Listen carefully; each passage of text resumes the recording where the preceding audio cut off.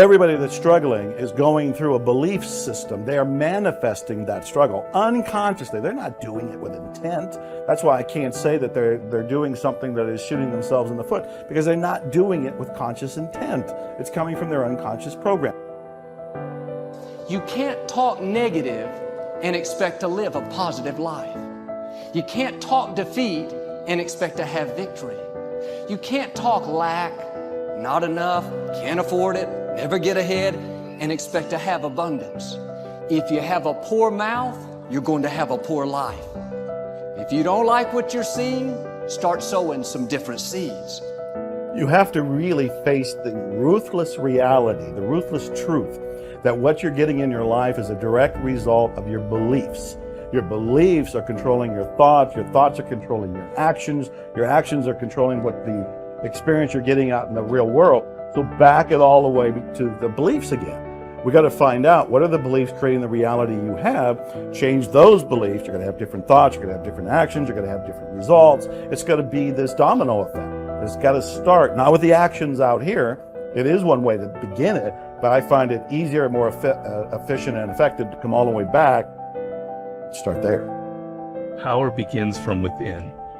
If you're aware of who you are, if you're aware of what you're good at, what you're not good at, if you're able to see how emotions kind of govern your life, if you can learn what your weaknesses are and how to control them, you can't ever get complete control, but awareness is almost enough. Slowly through this process of knowing who you are and understanding other people and how they operate so you don't make stupid mistakes in life, you can increase that little tiny margin more and more and more, and you will be a person of power. See, the way in which we operate, ladies and gentlemen, it's a manifestation of what we believe, what's possible for us. Whatever you've done up to this point, all that it really is a duplication, it's a reproduction of what you believe subconsciously that you deserve and what's possible for your life.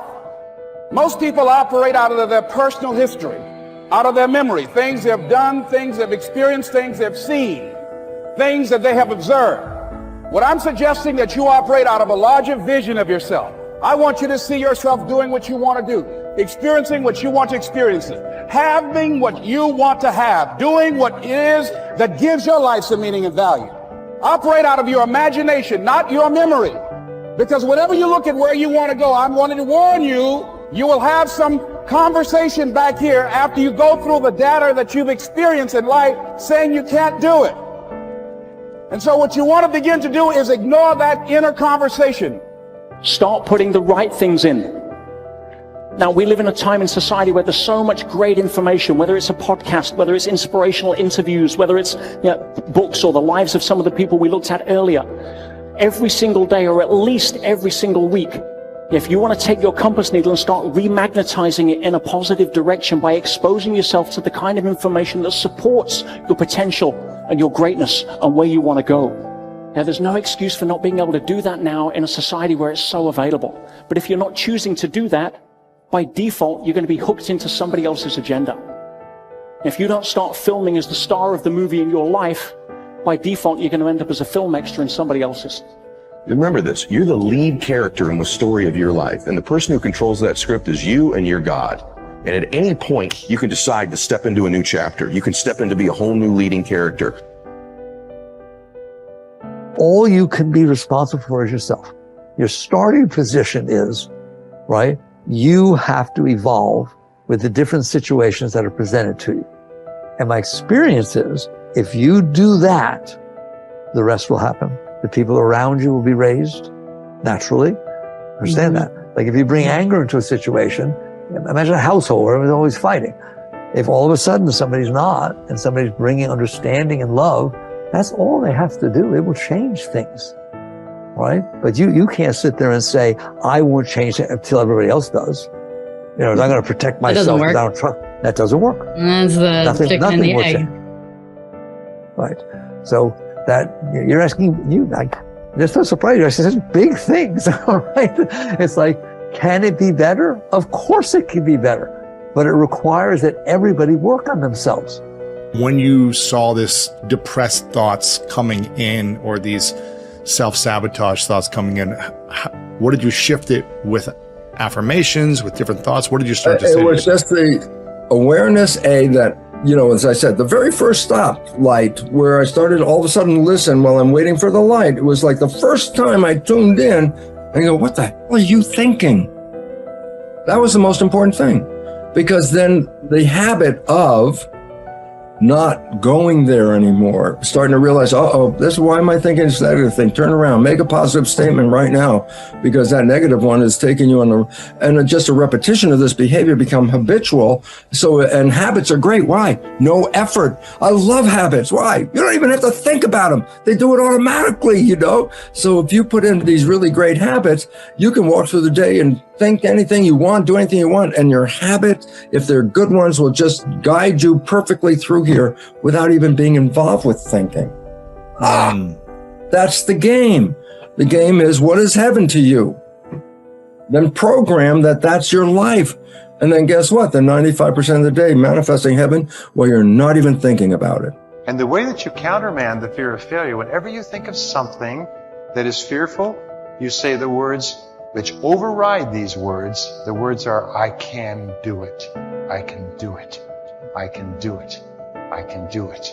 Tell your kids you can do it. Tell your spouse you can do it. Tell your friends you can do it. Tell people who are looking at a new challenge you can do it. Start a business you can do it. Call on a big customer you can do it. Just tell people you can do it, because every single time you reinforce somebody else, you reinforce your own courage. What is the word encourage? It is to instill courage into. When you encourage other people, you actually encourage yourself. And remember, fear is the big enemy. Our job is to get rid of this fear of failure. This fear of failure that holds us back and paralyzes us. Imagine if you weren't afraid of anything in the whole world, what a difference it would make. Imagine if you were guaranteed a success in anything. If somebody waved a magic wand and said, whatever you do from now on, you'll be successful. And you went out here and you could do anything, call on anybody, go anywhere, start anything, try anything, and you'd be successful. We don't realize how much of a role fear plays in our life until we think what we would do if we didn't have any. The brain is made up of two types of cells, neurons and glia, and it's pretty much complete at the 8th month of pregnancy, with twice as many neurons as the adult version. As we age, neurons that aren't used don't fit the required job, or are simply too weak, will be pruned away in a process known as neural Darwinism. Therefore, the assumption is that as we age, our capacity to learn and retain information diminishes. But it's not true. If you don't use your brain, then of course you will lose it, but that has nothing to do with age. In truth, the brain is much more pliable than we first thought.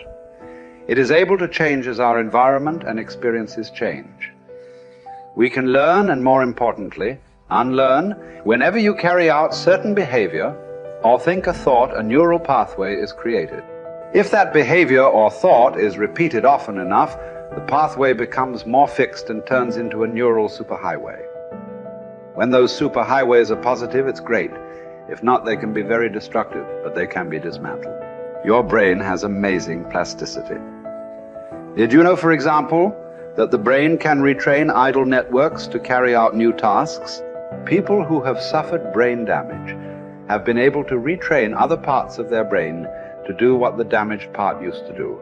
And this basic plasticity remains, regardless of age. Your brain can renew itself, learn and rewire, and you don't need to sit in a classroom to do so. It is possible through new thought, new actions, and new emotions.